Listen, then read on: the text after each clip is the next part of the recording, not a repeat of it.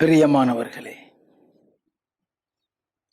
இயேசு கிறிஸ்துவின் வருகைக்கு நம்மை ஆயத்தப்படுத்தும்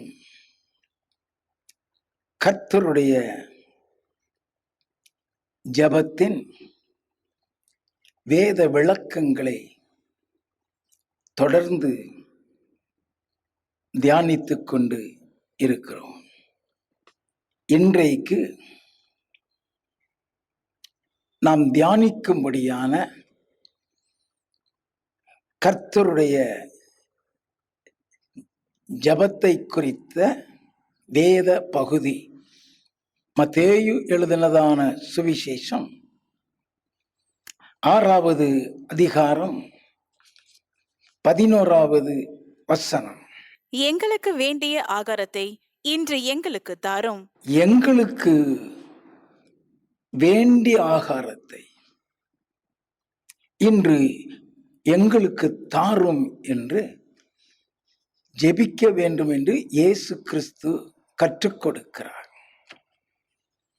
உம்முடைய நாமம் பரிசுத்தப்படுவதாக, உம்முடைய ராஜ்யம் வருவதாக, உம்முடைய சித்தம் பரமண்டலங்களிலே செய்யப்படுகிறது போல பூமியிலேயும் செய்யப்படுவதாக என்ற பகுதி வரைக்கும் இதுவரை கர்த்தருடைய ஜெபத்தின் வேத விளக்கங்களை நாம் தியானித்தோம். இன்று எங்களுக்கு வேண்டிய ஆகாரத்தை இன்று எங்களுக்கு தாரும். இதை ஆங்கில வேதாகமத்தில் give us this day our daily bread என்று எழுதப்பட்டுள்ளது. நம்முடைய பாஷையில் சொல்லுவோமானால் இன்றைய மன்னாவை இன்று எங்களுக்கு தாரும்.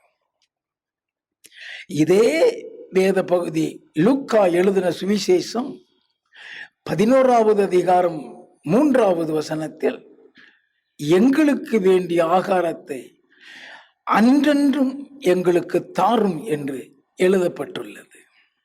ஆங்கில வேதாகமத்தில் give us day by day our daily bread என்று எழுதப்பட்டுள்ளது. எங்களுக்கு வேண்டிய ஆகாரத்தை இன்று எங்களுக்கு தாரும் என்ற ஜெபம் நாம் உலக பிரகாரமாக சாப்பிடுகிற ஆகாரத்தை குறித்து இயேசு சொல்லியிருப்பாரா, அல்லது ஆவிக்குரிய ஆகாரத்தை குறித்து சொல்லியிருப்பாரா என்பதை வேத வசனங்கள் மூலமாக நாம் ஆராய்ந்து பார்த்து அறிந்து கொள்ள வேண்டும். இயேசு கிறிஸ்து சொன்னார், யோவான் எழுதின சுவிசேஷம் 5வது அதிகாரம் 39வது வசனத்திலே வேத வாக்கியங்களை எல்லாம் ஆராய்ந்து பாருங்கள், அதனால் நித்திய ஜீவன் உண்டென்று எண்ணுகிறீர்களே என்று சொன்னாரே. ஒவ்வொரு வேத வசனங்களையும் ஆராய்ந்து பார்க்க வேண்டும். எங்களுக்கு வேண்டிய ஆகாரத்தை இன்று எங்களுக்கு தாரும் சொல்லுகிறது உலக பிரகாரமான ஆகாரமாய் இருக்குமா என்பதை வேத வசனத்தின் மூலம் நாம் ஆராய்ந்து பார்க்க வேண்டும். மத்தேயு எழுதினதான சுவிசேஷம் 6வது அதிகாரம் 25வது 26வது வசனங்களை வாசிக்க கேட்போம். ஆகையால் எண்ணத்தை உண்போம், எண்ணத்தை குடிப்போம் என்று உங்கள் ஜீவனுக்காகவும் எண்ணத்தை உடுப்போம் என்று உங்கள் சரீரத்துக்காகவும் கவலைப்படாதிருங்கள் என்று உங்களுக்கு சொல்லுகிறேன். ஆகாரத்தை பார்க்கிலும் ஜீவனும் உடையை பார்க்கிலும் சரீரமும் விசேஷித்தவைகள் அல்லவா? ஆகையால் எண்ணத்தை உண்போம், எண்ணத்தை குடிப்போம் என்று உங்கள் ஜீவனுக்காகவும் எண்ணத்தை உடுப்போம் என்று உங்கள் சரீரத்துக்காகவும் கவலைப்படாதிருங்கள் என்று உங்களுக்கு சொல்லுகிறேன். ஆகாரத்தை பார்க்கிலும் ஜீவனும் உடையை பார்க்கும் சரீரமும் விசேஷித்தவைகள் அல்லவா. நல்லா கவனிக்க வேண்டும். ஆகாரத்தை பார்க்கிலும் ஜீவன் விசேஷித்தவைகள்.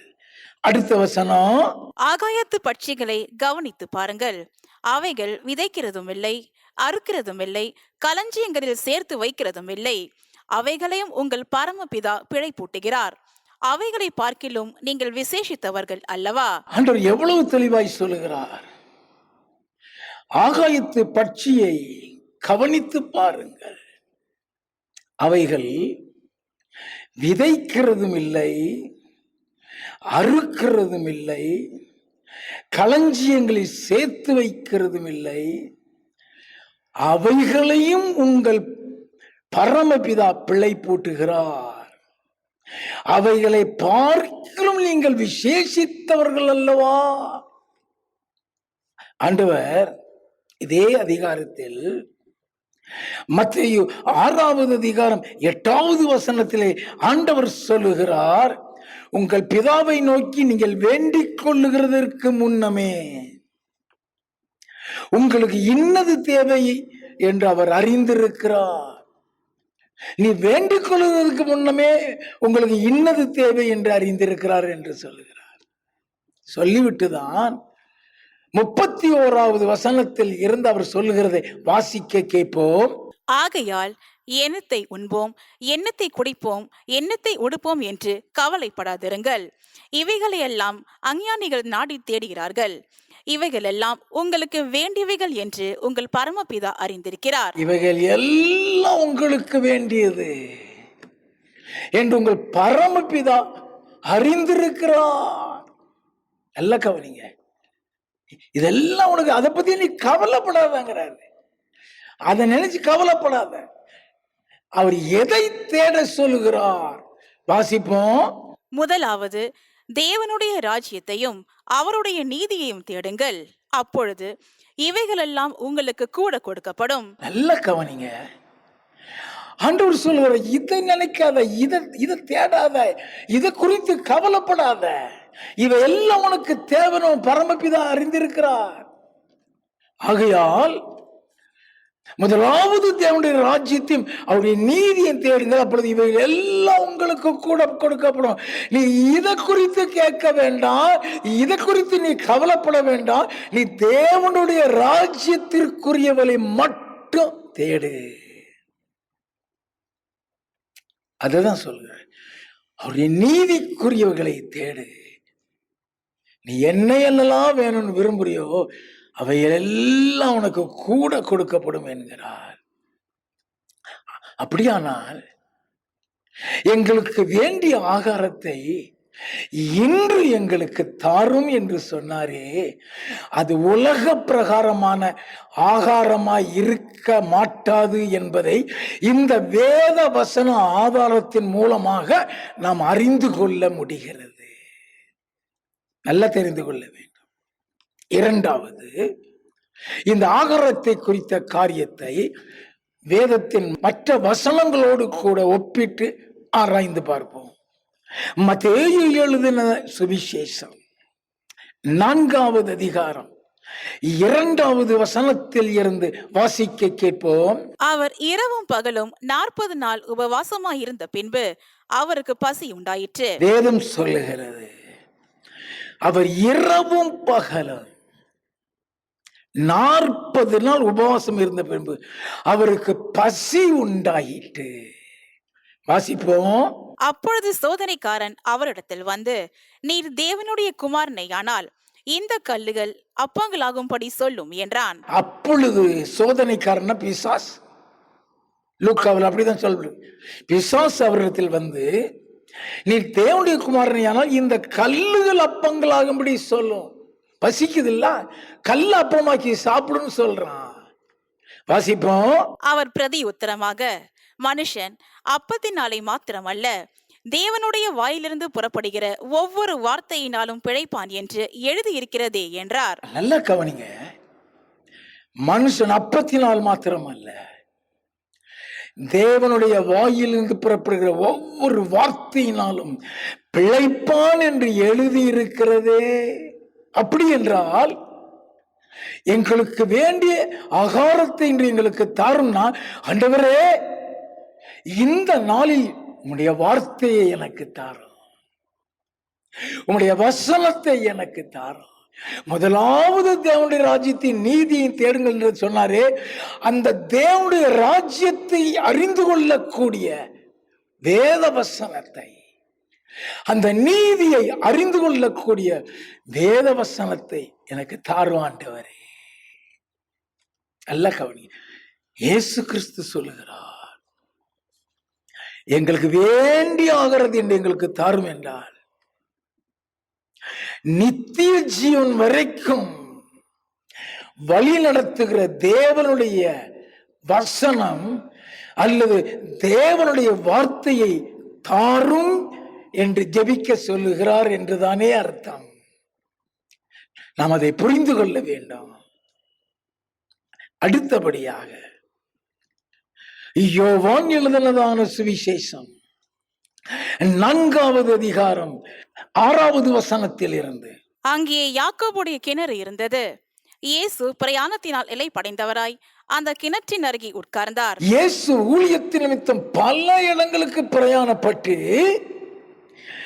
இளைப்படைந்தவராய் அந்த கிணத்தின் அருகே உட்கார்ந்திருக்கிறார். அதை அறிந்து கொள்ள வேண்டும். 8வது வசனம், அப்பொழுது சமாரியா நாட்டாளாகிய ஒரு ஸ்திரீ தண்ணீர் மொள்ள வந்தாள். இயேசு அவளை நோக்கி, தாகத்துக்கு தா என்றார். இயேசு அவளிடத்துல தாகத்துக்கு தான் கேட்டார்னு அர்த்தம் என்ன? இளைப்படைந்தவராய் ஒரு பக்கம் உட்கார்ந்து இருக்கிறாரு, இன்னொரு பக்கம் அந்த பெண்ணிட்ட தாகத்துக்கு தாங்கிறாருன்னா, அவரு இந்த பிரயாணத்து நிமித்தமாக பசியோட களைப்போட தாகத்தோட அந்த கிணத்துல வந்து உட்கார்றாரு. 7வது வசனம், அவருடைய சீஷர்கள் போஜன பதார்த்தங்களை கொள்ளும்படி ஊருக்குள்ளே போயிருந்தார்கள். அவருக்கு ஆகாரம் வாங்க, என் ஆண்டவருக்கு ஆகாரம் வாங்க. ஏன் போஜன பதார்த்தத்தை வாங்கும்படி போனாங்களாம்? 6வது வசனத்தின் கடைசி பகுதி, அப்பொழுது ஏறக்குறைய 6ஆம் மணி வேளையாயிருந்தது. ஏறக்குறைய 6ஆம் மணி வேளைனா மத்தியானம் 12 மணி.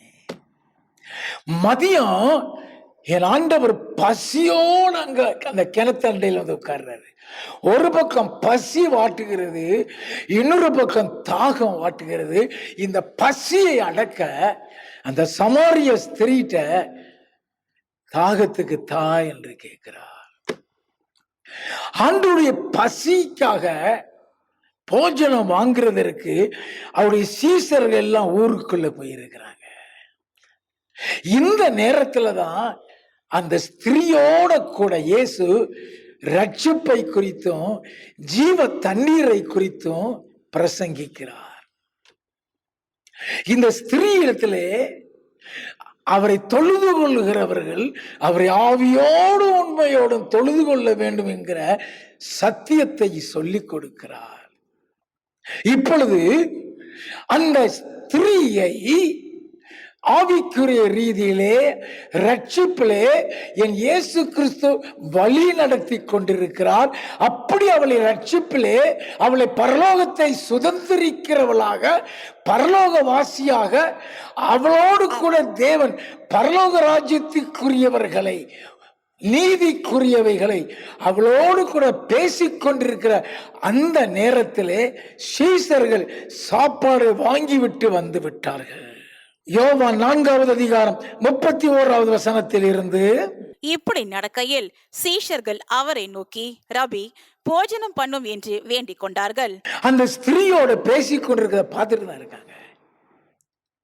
அந்த நேரத்துல சாப்பிடுன்னு சொன்னதுக்கு காரணம் பசியோட இருந்தாரே, அதற்கு தானே வாங்க போனாங்க. அவர் சாப்பிட்டு பேசட்டுமே, அதான் அவங்க என்ன சொல்றாங்க, போஜனம் பண்ணும் என்று அவரை வேண்டிக் கொண்டார்கள். வாசிப்போம். அதற்கு அவர், நான் புசிப்பதற்கு நீங்கள் அறியாத ஒரு போஜனம் எனக்கு உண்டு என்றார். அப்பொழுது சீஷர்கள் ஒருவரை ஒருவர் பார்த்து, யாராவது அவருக்கு போஜனம் கொண்டு வந்திருப்பானோ என்றார்கள். நல்ல கவனிங்க, நம்ம வாங்கிட்டு வர்றதுக்கு முன்னால யாரோ வாங்கிட்டு வந்துட்டாங்களா? ஆண்டவர் சொல்றார், நான் புசிப்பதற்கு நீங்கள் அறியாத ஒரு போஜனம் எனக்கு உண்டு. நாம் நல்லா கவனித்துக் கொள்ள வேண்டும். சாப்பாடை பத்தி தான் ஏன் சொல்றாரு. இயேசு சொல்கிறது, வாசிப்போம் 34வது வசனம். இயேசு அவர்களை நோக்கி, நான் என்னை அனுப்பினவருடைய சித்தத்தின்படி செய்து அவருடைய கிரியை முடிப்பதே என்னுடைய போஜனமாயிருக்கிறது. பசிதான். அதுக்கு ஆண்டவர் முக்கியத்துவம் கொடுக்கல. இயேசு சொன்னார், நான் என்னை அனுப்பினவருடைய சித்தத்தின்படி செய்து அவருடைய கிரியை முடிப்பதே என்னுடைய போஜனம். எனக்கு அருமையான தேவ ஜனமே, எதற்கு ஆண்டவர் முக்கியத்துவம் கொடுக்கிறார்? பசியோடு இருக்கிற நேரமா இருந்தாலும் கூட அந்த சாப்பாட்டுக்கு முக்கியத்துவம் கொடுக்காமல் தேவனுடைய சித்தத்தை நிறைவேற்றுகிறதற்கு முக்கியத்துவம் கொடுக்கிறார். அதுதான் என்னுடைய போஜனம் சொல்றாரு. அதுதான் என்னுடைய போஜனம் சொன்னா, இங்க கர்த்தருடைய ஜெபத்திலே பரலோகத்திலே உம்முடைய சித்தம் நிறைவேற்றப்படும், பூமியிலேயே நிறைவேற்றப்படுங்கிற ஜெபத்தை சொன்னாரே, அப்படி சொல்லி கொடுத்த அவர் எங்களுக்கு வேண்டிய ஆகாரத்தை எங்களுக்கு தாருன்னு சொல்லும் பொழுது, அந்த ஆகாரம் தேவனுடைய சித்தத்திற்குட்பட்ட ஒரு ஆகாரமா இருக்க வேண்டுமே. அது தேவனுடைய சித்தத்தை நிறைவேற்றுகிற ஆகாரமாய் இருக்க வேண்டுமே. அது உலக பிரகாரமான ஆகாரமாய் இருக்க முடியாதே. நாம் அதை அறிந்து கொள்ள வேண்டும். யோவான் எழுதுறதான சுவிசேஷம் 6வது அதிகாரம் 24 முதல் 27 வரை. அப்பொழுது இயேசுவும் அவருடைய சீஷரும் அங்கே இல்லாததை ஜனங்கள் கண்டு உடனே அந்த படவுகளில் ஏறி இயேசுவை தேடிக்கொண்டு கப்பர்நகூமுக்கு வந்தார்கள். நல்லா கவனிங்க. அப்பதான் இயேசு ஆயிரக்கணக்கான மக்களுக்கு மீனையும் அப்பத்தையும் ஆசீர்வதித்து அவர்கள் சாப்பிட கொடுத்தார். மொத்தம் 5000 பேர் சாப்பிட்டு திருப்தி அடைஞ்சாங்க. நல்லா கவனிங்க. இப்ப அவங்க இயேசுவை தேடி ஓடி வர்றாங்க. கப்பர்நகூமுக்கு வந்தார்கள். கடலின் அக்கறையிலே அவர்கள் அவரை கண்டபோது, ரபி, நீர் எப்பொழுது இவ்விடம் வந்தீர் என்று கேட்டார்கள். அவருடைய இருதயத்தை அறிந்து வைத்திருப்பார். நம்மன்னா ஐயோ நம்மளை தேடி ஓடி வந்துட்டாங்களே நினைச்சிருவோம். எத்தனை அன்போட மக்கள் ஓடி வந்திருக்காங்க நினைச்சிருவோம். அவருடைய இருதயத்தை அறிந்து வைத்திருக்கிற இயேசு சொல்லுகிறார், வாசிப்போம். இயேசு அவர்களுக்கு பிரதியுத்தரமாக, நீங்கள் அற்புதங்களை கண்டதினால் அல்ல, நீங்கள் அப்பம் புசித்து திருப்தி ஆனதினாலேயே என்னை தேடுகிறீர்கள் என்று மெய்யாகவே மெய்யாகவே உங்களுக்கு சொல்லுகிறேன். என்ன சொல்லுகிறாரு? நல்லா கவனிங்க. நீங்கள் அப்பம் புசித்து திருப்தி ஆனதினாலே என்னை தேடுகிறீர்கள் என்று மெய்யாகவே மெய்யாகவே உங்களுக்கு சொல்லுகிறேன். அப்படி சொல்லிவிட்டு அவர் என்ன சொல்லுகிறார்? வாசிப்போம். அழிந்து போகிற போஜனத்திற்காக அல்ல, நித்திய ஜீவன் வரைக்கும் நிலை நிற்கிற போஜனத்திற்காகவே கிரியை நடப்பியுங்கள். அதை மனுஷகுமாரன் உங்களுக்கு கொடுப்பார். அவரை பிதாவாகிய தேவன் முத்திரித்திருக்கிறார் என்றார். அழிந்து போகிற போஜனத்திற்காக அல்ல, நித்திய ஜீவன் வரைக்கும் நிலை நிற்கிற போஜனத்திற்காகவே கிரியை நடப்பியுங்க. அப்படி என்றார். அன்றென்றுள்ள ஆகாரத்தை என்று எங்களுக்கு தாரோம். இந்த ஜெபிக்க சொல்லி கொடுத்தாரு. அது அழிந்து போகிற போஜனத்திற்காக அல்ல, நித்திய ஜீவன் வரைக்கும் நிலை நிற்கிற வசனத்திற்காக, நித்திய ஜீவன் வரைக்கும் நிலை நிற்கிற போஜனத்திற்காக அந்த ஜெபத்தை சொல்ல சொல்கிறார். நன்றாக நாம் கவனித்துக் கொள்ள வேண்டும். இயேசு கிறிஸ்து எங்களுக்கு வேண்டிய ஆகாரத்தை என்று எங்களுக்கு தாரும் என்று ஜெபிக்க கற்றுக் கொடுத்தாரே. அந்த ஆகாரம் அழிந்து போகிற போஜனத்துக்காக அல்ல. உங்களுக்கு என்னது தேவைங்கிறத நீ கேட்கறதுக்கு முன்னாலே உங்க பிதாவானவர் அறிந்திருக்கிறான்னு சொன்னாரே. முதலாவது தேவனுடைய ராஜ்யத்தையும் நீதியும் தேடுங்கன்னு சொன்னாரே. அவர்தான் சொல்லுகிறார், நித்திய ஜீவன் வரைக்கும் நிலை நிற்கிற போஜனத்துக்காகவே கிரியை நடப்பீங்க. அப்படி என்றால் நித்திய ஜீவன் வரைக்கும் நிலை நிற்கிற போஜனத்துக்காக ஜெபிக்க சொல்லுகிறார்.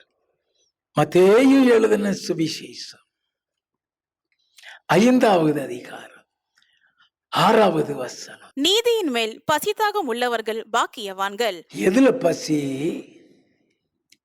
நீதியின் மேல், நேர்மையான காரியத்தில், பரலோக ராஜ்யத்தை சுதந்தரிக்கக்கூடிய காரியத்தில் நீதியின் மேல் பசிதாகம் உள்ளவர்கள் பாக்கியவான்கள், அவர்கள் திருப்தி அடைவார்கள். அவர்கள் திருப்தி அடைவார்கள். அந்த நீதியில பசி தாகத்தை தான் இன்று எங்களுக்கு வேண்டிய ஆகாரத்தை என்று தாரும் சொல்றார். அது எப்படி திருப்தி அடைவார்? நீதியின் மேல் உள்ள பசி தாகம்னா என்ன? அவரை எப்படி திருப்தி அடைகிறார்கள்? நாம் அதை அறிந்து கொள்ள வேண்டும். தாகம், நீதியின் மேல் தாகம், நீதியின் மேல் பசி தாகம். சங்கீதக்காரன் சொல்கிறான், சங்கீத புஸ்தகம் 119வது சங்கீதம் 147வது 148வது வசனங்கள். அதிகாலையில் நான் எழுந்து சத்தமிட்டேன், உம்முடைய வசனத்துக்கு காத்திருக்கிறேன். எதற்காகவா? எதுல தாகம்? வசனத்தின் மேல. நல்லா கவனிங்க, அவருடைய தாகம் எல்லாம் வசனத்தின் மேல. அதிகாலையில எழுந்து, ஆண்டவரே நான் சத்தமிட்டேன், உம்முடைய வசனத்துக்கு நான் காத்திருக்கிறேன். எதற்காக? வசனத்துக்கு காத்திருந்தாங்க. நாம் அதை அறிந்து கொள்ள வேண்டும். எரேமியா தீர்க்கதரிசியின் புஸ்தகம் 15வது அதிகாரம் 16வது வசனம். உம்முடைய வார்த்தைகள் கிடைத்தவுடனே அவைகளை உட்கொண்டேன். எதற்காக காத்திருந்தானா? வசனத்துக்காக. இங்க எரேமியா உம்முடைய வார்த்தைகள் கிடைத்த உடனே அதை உட்கொண்டேன். எது ஆகாரம்? அவருடைய வார்த்தைகள். ஐயா, இன்றைக்கு வேண்டிய ஆகாரத்தை எங்களுக்கு தாரும் என்று சொல்லி ஜெபிக்க சொன்னாரே. ஆண்டவரே, இன்றைக்கு உம்முடைய வார்த்தையை தாரும், இன்றைக்கு எங்களுக்கு உம்முடைய வசனத்தை தாரும், இன்றைக்கு எங்களுக்கு நாங்கள் நடக்க வேண்டிய வழியை சொல்லிக் கொடுக்கிற உம்முடைய வேத வசனத்தை எங்களுக்கு தாரும் ஆண்டவரே என்று ஜெபிக்க சொல்லுகிறோம். அதனால்தான் எரேமியா 15:16 உம்முடைய வார்த்தைகள் கிடைத்த உடனே அவைகளை உட்கொண்டேன். உம்முடைய வார்த்தைகள் எனக்கு சந்தோஷமும் என் இருதயத்துக்கு மகிழ்ச்சியுமாயிருந்தது. சேனைகளின் தேவனாகிய கர்த்தாவே, உம்முடைய நாமம் எனக்கு தரிக்கப்பட்டிருக்கிறது. தேவனுடைய நாமம் தரிக்கப்பட்டவர்கள் அவருடைய வசனத்துக்கு காத்திருப்பார்கள், அவருடைய வார்த்தைக்கு காத்திருப்பார்கள். ஐயா, நல்லா கவனிங்க, உம்முடைய வார்த்தை கிடைத்த உடனே உட்கொண்டே. அந்த வார்த்தை, அந்த வசனம் இருதயத்துக்குள்ள போய் தங்குது. அப்படி இருதயத்துக்குள்ள தங்கின உடனே வார்த்தை எனக்கு சந்தோஷமும் என் இருதயத்துக்கு மகிழ்ச்சியுமா இருக்கிறதா. அதிகாலையில எழுந்து சத்தமிட்டேன்னு சொன்னாரே, உடைய வசனத்துக்கு காத்திருக்கிறேன்னு சொன்னாரே. அந்த வசனம் கிடைச்ச உடனே உட்கொண்டுறான். உட்கொள்கிறவன் என்ன செய்கிறான்? சங்கீத புஸ்தகம் 119வது சங்கீதம் 148வது வசனம். உமது வசனத்தை தியானிக்கும்படி குறித்த ஜாமங்களுக்கு முன்னே என் கண்கள் விழித்துக் கொள்ளும். அதை தியானிக்கிறான், அதை உட்கொள்ளலாம். அதை உட்கொள்றதுனா தியானிக்கிறது. உடைய வார்த்தை கிடைத்த உடனே அதை உட்கொண்டேன்னு சொன்னானே, அதை உட்கொள்கிறது என்று சொல்கிறது. அந்த வசனத்தை தியானிக்கிறது. ஒரு வசனத்தை தியானிக்கும்படி குறித்த ஜாமத்துக்கும் என் கண்கள் விழித்துக் கொண்டது. அந்த வசனத்தை எப்படி தியானிக்கிறானா? சங்கீத புஸ்தகம் 1வது சங்கீதம் இரண்டாவது மூன்றாவது வசனங்கள். கர்த்தருடைய வேதத்தில் பிரியமாயிருந்து இரவும் பகலும் அவருடைய வேதத்தில் தியானமாய் இருக்கிற மனுஷன் பாக்கியவான். நல்ல கவனிங்க. இரவும் பகலும் எங்களுக்கு வேண்டிய ஆகாரத்தை என்று எங்களுக்கு தாராண்டவரே, அதை நாங்கள் தியானிக்கணும். இரவும் பகலும் தியானிக்கணும் ஆண்டவரே. Lord, give us the daily bread from the word of God. உடைய வசனத்தில் இருக்கிற ஆகாரத்தை எங்களுக்கு தாரும். அது இரவும் பகலும் தியானிக்கணும். அப்படி தியானிக்கும் பொழுது என்ன நடக்குது? வாசிப்போம். அவன் நீர்க்கால்களின் ஓரமாய் நடப்பட்டு தன் காலத்தில் தன் கனியை தந்து. நம்மளை கனி கொடுக்க வைக்கிறதே அந்த வசனம் தான்.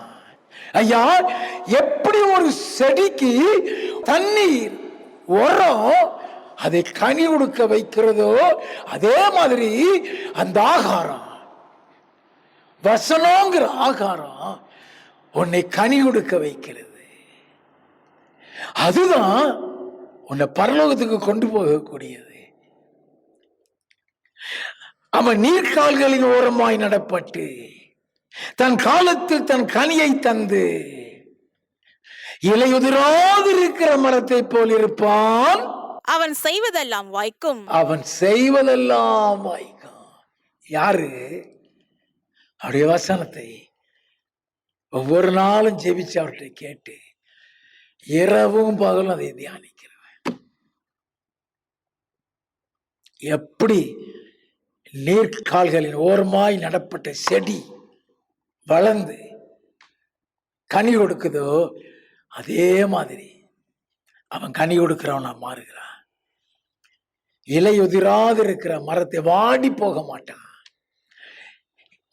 எப்ப அது இலை உதிருது? வாடி போனவனை உதிருது. அது வாடியும் போகாதான். இலையுதிராத மரத்தை அவன் செய்வதெல்லாம் வாய்க்கும். நல்லா கவனித்துக் கொள்ளுங்க. எதற்காக? எங்களுக்கு வேண்டிய இந்த ஆகாரத்தை தார சொல்ற. நித்திய ஜீவன் வரைக்கும் நிலை நிற்கிற போஜனம் அது. தேவனுடைய வார்த்தை அது. தேவனுடைய வசனம் அது. நல்லா கவனிங்க. அந்த வசனத்தை எதற்காக ஆண்டவர் சொல்லிக் கொடுக்கிறார்? ஆண்டவரே, எங்களுக்கு வேண்டிய ஆகாரத்தை, அது ஆவிக்குரிய ஆகாரம், அது வசனம் என்கிற ஆகாரம், அது தேவனுடைய வார்த்தை என்கிற ஆகாரம். அதிகாலையில் இந்த வசனத்துக்காக சங்கீதக்காரர் சத்தமிடுகிறார். அதை தியானிக்கிறதுக்காக குறித்த ஜாமத்துக்கு முன்னால் அவன் கண்கள் விழித்துக் கொள்கிறது. நீதியின் மேலே பசி தாகம். அவங்க பாக்கியவான்கள், அவர்கள் திருப்தி அடைகிறார்கள். நல்லா கவனிங்க. எதற்காக? ஆண்டவர் நித்திய ஜீவன் வரைக்கும் கொண்டு போகிற போஜனத்துக்காக கிரியை நடப்பீங்க சொன்னாரு. சங்கீத புஸ்தகம் 119வது சங்கீதம் 92வது வசனம். உமது வேதம் என் மனமகிழ்ச்சியா இராதிருந்தால் என் துக்கத்திலே அழிந்து போயிருப்பேன். நல்ல கவனிங்க. எப்பெல்லாம் இருதயம் துக்கப்படுகிறதோ உடைய வார்த்தையை தாரையா. நம்மளை தேற்றக்கூடிய வார்த்தை அதுல இருந்து வரும். அதுதான் ஆகாரம். அதுதான் ஆகாரம். உமது வேதம் என் மன மகிழ்ச்சியா இராதிருந்தா என் துக்கத்திலே அமிழ்ந்து போயிருப்பேன். நம்மளை தேற்றக்கூடியது, நம்மளை ஆறுதல் படுத்தக்கூடிய வார்த்தைகள், நமக்கு வாக்குத்தத்தம் கொடுக்கக்கூடிய வசனங்க அதுலதான் வரும். எப்பெல்லாம் உடைஞ்சு போயிருக்கிறியோ, எப்பெல்லாம் நொறுங்கி போயிருக்கிறியோ, அந்த வசனம் உங்களை தேற்றும். 97வது வசனத்தில் இருந்து, உமது வேதத்தில் நான் எவ்வளவு பிரியமாயிருக்கிறேன், நாள் முழுவதும் அது என் தியானம். உடைய வேதத்துல எவ்வளவு பிரியம், நாள் முழுவதும் அது என் தியானம். நம்ம நாள் முழுவதும் சாப்பிட்டுக்கிட்டே இருக்கிறோமே. இந்த நாள் முழுவதும் உலக பிரகாரமா சாப்பிட்டுட்டு இருக்கிறத விட ஆண்டவர் சொல்லுகிறார், நாள் முழுவதும் ஆவிக்குரிய ஆகாரத்தை சாப்பிடு. அவன் நாள் முழுவதும் அது என் தியானங்கிறான். எவ்வளவு பிரியமாயிரு. வாசிப்போம். நீர் உம்முடைய கற்பனைகளை கொண்டு என்னை என் சத்துருக்களிலும் அதிக ஞானம் உள்ளவனாக்குகிறீர். அவைகள் என்றைக்கும் என்னுடனே இருக்கிறது. சங்கீதக்காரன் சொல்றான், உம்முடைய கற்பனைகளை கொண்டு என்னை என் சத்துருக்களை காட்டிலும் அதிக ஞானம் உள்ளவனாக்குகிறீர். அடுத்த வசனம், உம்முடைய சாட்சிகள் என் தியானமாய் இருக்கிறபடியால் எனக்கு போதித்தவர்கள் எல்லாரிலும் அறிவுள்ளவனாயிருக்கிறேன். அது உன்னை அறிவுள்ளவனாக மாற்றுகிறது. வாசிப்போம். உம்முடைய கட்டளைகளை நான் கை கொண்டிருக்கிறபடியால் முதியோர்களை பார்க்கிலும் ஞானம் உள்ளவனாயிருக்கிறேன். எதற்காக ஆண்டவர் இந்த ஜெபத்தை செய்ய சொல்கிறார்? தேவனுடைய வசனம் உன்னை ஞானம் உள்ளவனை மாற்றும். அது உன்னை பரலோகத்தை சுதந்திரிக்க வைக்கிற ஞானம் உள்ளவனாக மாற்றும். நல்லா தெரிந்து கொள்ள. யாக்கோபு 3வது அதிகாரம் 17வது வசனமும், தானியேலின் புஸ்தகம் 12வது அதிகாரம் 2வது 3வது வசனத்தை வாசித்து பார்த்தீங்கன்னா, நீ பரலோகத்தை சுதந்திரிக்கிறதுக்கு பரலோக ஞானம் வேணும். அந்த ஞானத்தை இந்த வேத வசனம் கொடுக்கிறதா. நம்ம அதை நல்லா தெரிந்து கொள்ள வேண்டும். எப்படி அது கொடுக்குதா? 2 தீமோத்தேயுவின் புஸ்தகம் 3வது அதிகாரம் 15வது வசனத்தில் இருந்து, கிறிஸ்து இயேசுவை பற்றும் விசுவாசத்தினாலே உன்னை ரட்சிப்புக்கு ஞானம் உள்ளவனாக்கத்தக்க பரிசுத்த வேத எழுத்துக்களை நீ சிறு வயது முதல் அறிந்தவன் என்றும் உனக்கு தெரியும். நல்ல கவனிங்க, பியூட்டிஃபுல் வசனம். கிறிஸ்து இயேசுவை பற்றும் விசுவாசத்தினாலே உன்னை ரட்சிப்புக்கு ஏற்ற ஞானம் உள்ளவனாக்கத்தக்க பரிசுத்த வேத எழுத்துக்களை நீ சிறு வயது முதல் அறிந்தவன் என்று உனக்கு தெரியும். தீமோத்தேயுக்கு எழுதுகிறார், உன்னை சிறிய வயசுல இருந்து ரட்சிப்புக்கேற்ற ஞானம் உள்ளவனாக அந்த வசனம் மாத்துகிறது. அதனாலதான் சங்கீதக்காரன் அப்படி சொல்லுகிறான், முதியோரை பார்க்கும் ஞானம் உள்ளவனாக்கு. எதற்கு அந்த வேத வசனம்? எதற்காக ஆண்டவரத்துல கேட்கணும்? ஆண்டவரே, எனக்கு உடைய வார்த்தையை தாரோம், உடைய வசனத்தை தாரோம், உடைய வசனமாகி ஆகிறோம் எவ்ரி டே எனக்கு வேணும் ஆண்டவரே. நம்ம அதை அறிந்து கொள்ள வேண்டும். எதற்காக கேட்க சொல்கிறார்? சங்கீத புஸ்தகம் 119வது சங்கீதம் 105வது வசனம். உம்முடைய வசனம் என் கால்களுக்கு தீபமும் என் பாதைக்கு வெளிச்சமுமாயிருக்கிறது. உடைய வசனம் என் கால்களுக்கு தீபம் ஆண்டவரே. நல்ல கவனிங்க, அது என் கால்களுக்கு தீபம், அது என் பாதைக்கு வெளிச்சம். What does it mean? நீ இருட்டில் போகும்போது அது வெளிச்சம் காட்டுதான். அதன் அர்த்தம் என்ன தெரியுமா? 101வது வசனம். உம்முடைய வசனத்தை நான் காத்து நடக்கும் படிக்க சகல பொல்லாத வழிகளுக்கும் என் கால்களை விலக்குகிறேன். இந்த வசனத்தை காத்து நடக்கிறதுக்கு சகல பொல்லாத வழிகளுக்கு என் கால்களில், சகல பொல்லாத வழிகளில் இருந்து உன்னை விலக்கி உன் பாதைக்கு வெளிச்சத்தை கொடுக்கிறதுக்கு தான் அந்த வசனம். அதுக்கு தான் அந்த வார்த்தை. எங்களுக்கு வேண்டிய ஆகாரத்தை இன்று எங்களுக்கு தாரும் என்று ஜெபிக்க சொல்லி கொடுத்தாரு. அது உலக பிரகாரமான ஆகாரம் இல்லைங்கிறத எத்தனை வேத வசனம் மூலமாய் நாம் ஆராய்ந்து பார்த்து கொண்டிருக்கிறோம், அறிந்து கொள்ள முடிகிறது. என் ஆண்டவர் இயேசு கிறிஸ்து சீசர்களுக்காக ஜெபித்தார். எப்படி ஜெபித்தார் தெரியுமா? யோவான் எழுதினதான சுவிசேஷம் 17வது அதிகாரம் 8வது வசனம். நீர் எனக்கு கொடுத்த வார்த்தைகளை நான் அவர்களுக்கு கொடுத்தேன். நீர் எனக்கு கொடுத்த வார்த்தைகளை அவருக்கு கொடுத்தேன். அந்த வார்த்தைகளை கொடுக்கிறதுக்கு தான் பிதாவாகிய தேவன் இயேசுவை இந்த உலகத்துக்கு அனுப்பி வைத்தார். 17வது வசனம், உம்முடைய சத்தியத்தினாலே அவர்களை பரிசுத்தமாக்கும், உம்முடைய வசனமே சத்தியம். எதற்காக வசனத்தை கேட்க சொல்றாரு? அவருடைய வசனம் உங்களை பரிசுத்தமாக்கும். அதுதான் இயேசு ஜெபிக்க, உம்முடைய சத்தியத்தினாலே அவர்களை பரிசுத்தம், உம்முடைய வசனமே சத்தியம். எதற்காக ஆண்டவர் அந்த ஜெபத்தை செய்ய சொல்கிறார்? உம்முடைய பரலோக சித்தம் என் வாழ்க்கைகளை நிறைவேற வேண்டும் என்று தானே ஜெபித்தீர்கள். தேவனுடைய சித்தம் என்று சொல்லுகிறது நாம் பரிசுத்தம் உள்ளவர்களாக இருக்க வேண்டும் என்பதுதானே தேவனுடைய சித்தம் என்று நாம தியானித்தோ. அப்போ இந்த வசனத்தின் மூலமாக அவர் நம்மை பரிசுத்தமாக்குகிறார்.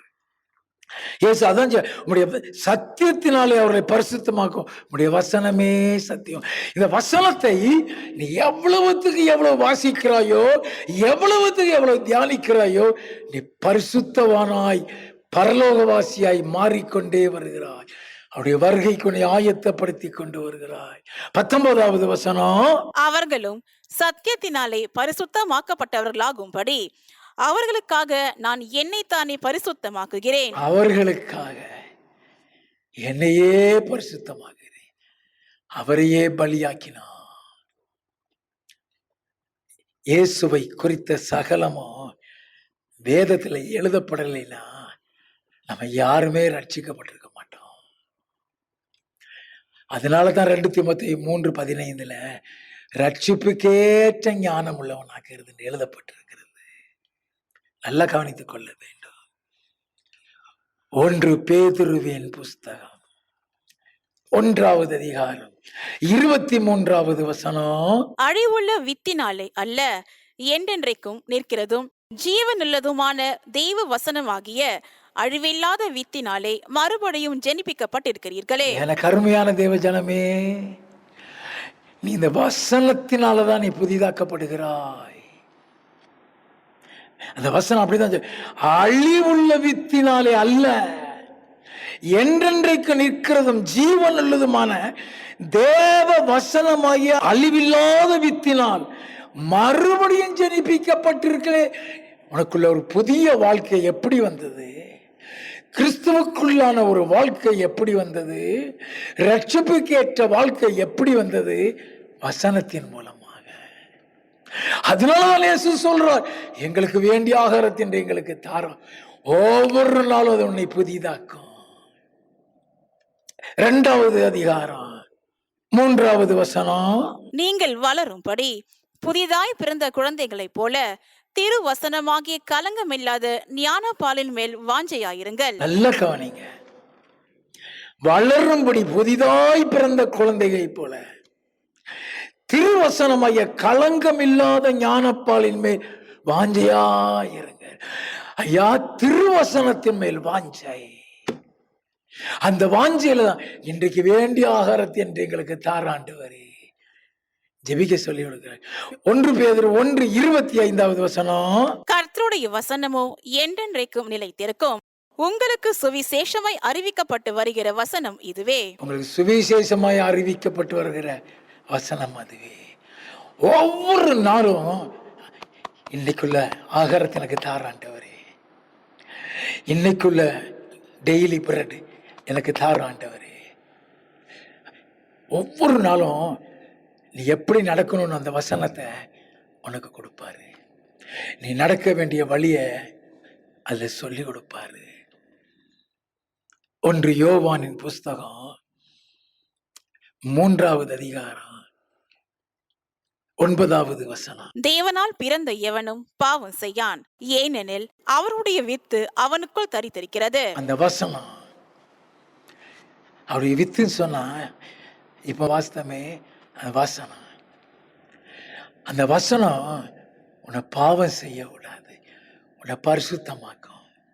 அதனாலதான் சங்கீதக்காரன் சொல்கிறான், சங்கீத புஸ்தகம் 119வது சங்கீதம் 11வது வசனம், நான் உமக்கு விரோதமாய் பாவம் செய்யாத படிக்கு உமது வாக்கை என் இருதயத்தில் வைத்து வைத்தேன். உடைய வாக்கை அதுக்கு தான் சாப்பிடுறது. அதுதான் சாப்பிடு. உடைய வார்த்தை கிடைத்த உடனே உட்கொண்டேன்னு சொல்றானே, அதை தியானி, அதை இருதயத்தில் வை. அது உன்னை பாவம் செய்ய விடாது. அது உன்னை பரிசுத்தமாக்கி அந்த தேவனுடைய வார்த்தை உன்னை பரலோகத்துக்கு ஆயத்தப்படுத்து. அதுதான் டெய்லி பிரெட். அதை தான் கேட்க சொல்லுகிறாரு. நல்லா கவனித்துக் கொள்ள வேண்டும். அதனுடைய பாவம் செய்ய விடாது. அது சொல்லிக் கொடுக்குமா?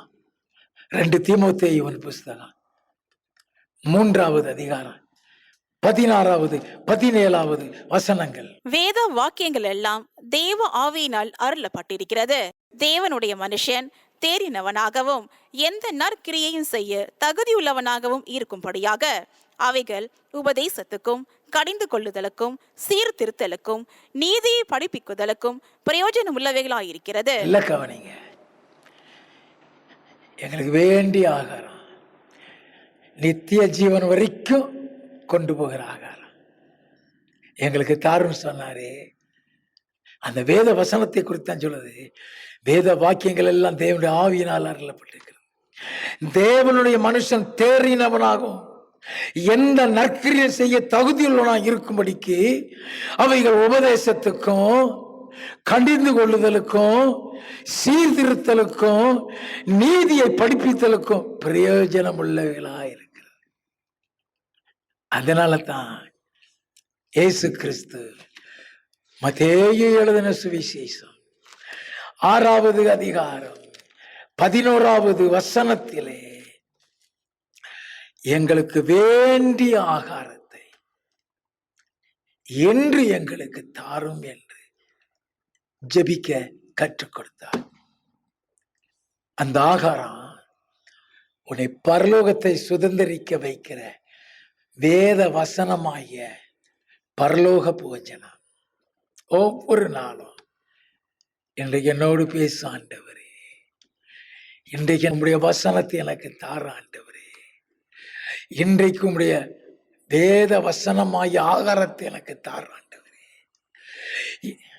சங்கீதக்காரன் சொன்னானே, உடைய வசனத்தை தியானிக்கும் குறித்த ஜாமத்துக்கு எழுந்து கொண்டே எழுந்து தியானிங்க. உடைய வசனத்துக்கு காத்திருக்கிறேன் என்று சொன்னானே, காத்திருங்க ஆண்டவரே. இந்த வேதத்தில் உள்ள அதிசயங்களை எல்லாம் பார்க்க முடியும். என் கண்களை திறந்தரலும் என்று ஜெபித்தானே, அதே மாதிரி ஜெபிங்க. உடைய வசனத்தில் உள்ள அதிசயங்களை நாங்கள் அறிந்து கொள்ள முடியும். எங்கள் கண்களை திறந்தரலாம். வேதத்தில் மறைந்து கிடக்கிற ரகசியங்களை நாங்கள் தெரிந்து கொள்ள முடியும். எங்களுடைய ஞானத்தை தாரோம். ஜெபிக்க வேண்டும். அதுக்கு தான் இயேசு கிறிஸ்து எங்களுக்கு வேண்டிய ஆகாரத்தை என்று எங்களுக்கு தாரும் என்று கற்றுக் கொடுத்தார். கர்த்தருடைய ஜெபத்தின் அடுத்த பகுதி அடுத்த ஞாயிற்றுக்கிழமை காலை ஆராதனையில் உங்களோடு கூட பேசுவேன். God bless you. கர்த்தர் உங்களை ஆசீர்வதிப்பாராக. ஆமென்.